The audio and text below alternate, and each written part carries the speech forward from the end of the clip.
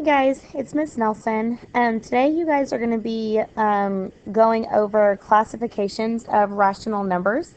And so there's not going to be a whole lot of writing going on in these notes today. It's more about just understanding exactly what they are because knowing how to classify numbers is a huge part of knowing how to work with our numbers.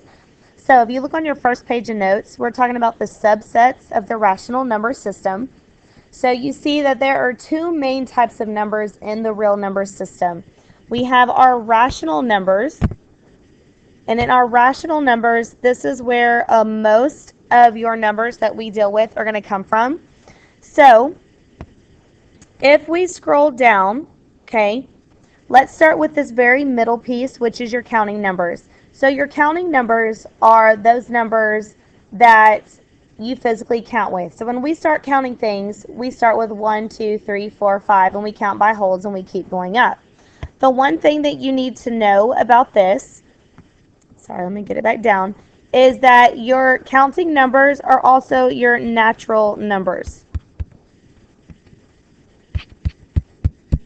Okay, so counting numbers are also going to be your natural numbers.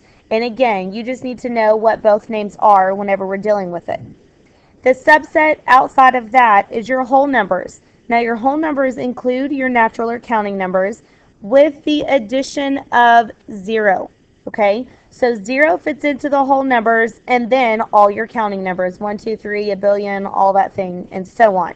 Okay, if we continue to go up in our subsets, our next set are integers. Now the difference between this and the other numbers is the addition of your negative numbers, okay? So 0, 1, 2, 3, 4, all of those are still included, but now you have your negative whole numbers coming in because an integer is a whole number and its opposite. So the opposite of a negative is a positive, the opposite of positive is a negative. The far outside circle, or subset, is going to be your rational number. These are all other numbers. So these are going to be your decimals, repeating, or terminating. So they're either going to have a repeating bar or they're going to come to a definite answer, or any number that can be written as a fraction. We know that we can write terminating decimals as a fraction. We can write whole numbers as a fraction, but my whole numbers are down here in my whole numbers. And we can write repeating decimals as a fraction. Any other number that can be written as a fraction also works. This includes mixed numbers. So I could have 1 3/4, okay? Or I could write it as 7/4. So they could be proper fractions or they could be improper fractions, which means it's a value over than 1.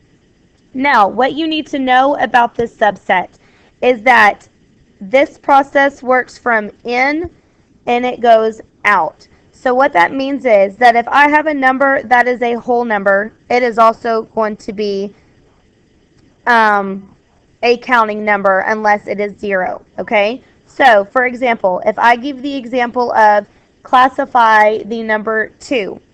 2 is a counting number, it's a whole number, it's an integer, it's a rational number. So I find the first subset that it falls between, which would be the counting numbers, and it automatically means it is every other type of number.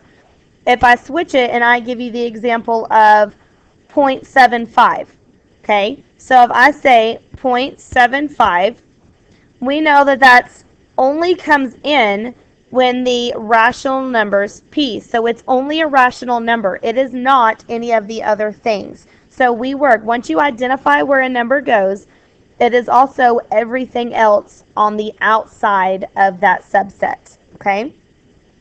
The other types of numbers we have are our irrational numbers. And these are numbers that cannot be written in fraction form. These are going to be your decimals that go on forever, okay? So you see here that pi is an example of an irrational number. We round pi to 3.14 to be able to use it. But pi actually is an indefinite number. It goes on and on forever. If we try to solve square root of 2, the square root of 2 is not going to be a whole number. It's going to be a decimal that goes on and on forever. So the big piece here is the decimals that never terminate or repeat. Those are automatically going to go into irrational numbers. So it could be 3.2798523, blah, blah, blah, blah, blah. Okay? It's going to keep going on forever. So let's look at page 2 of our notes. This is just another way to look at exactly what I just explained. Okay? This is on the number line form. So you see here that you have your natural numbers or your counting numbers that fall between this range. Then the addition for our whole numbers, remember 0 is the addition, so now 0 gets added in and it's still everything else. And then for our integers, we're going to have to hit over here into the negatives.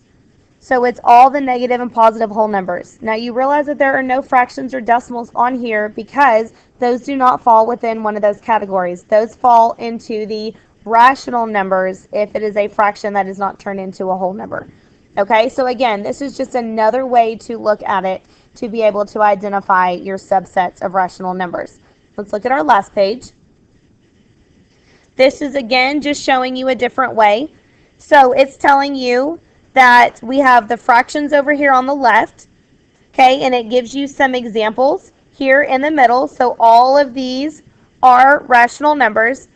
Then we break it down into, it gives you examples of integers, examples of whole, and then your counting numbers at the bottom. Now remember, if I identify a number as being a whole number, it is also an integer and a rational number. So again, knowing what the category falls in between, it knows that it's everything outside of it. Think of it like the Russian nesting dolls. If you identify something as in the teeny tiny one in the middle, it is also part of all the other nesting eggs that come around it. Okay? So, and then again, your irrational numbers, it says not fractions. These are your never repeating decimals. They're going to go on forever. So, all of this had the same information. It was just different ways to look at it. So, tomorrow when you come back, we are going to be classifying all these numbers into their subsets. So, make sure if you have any questions, you bring them. See y'all tomorrow.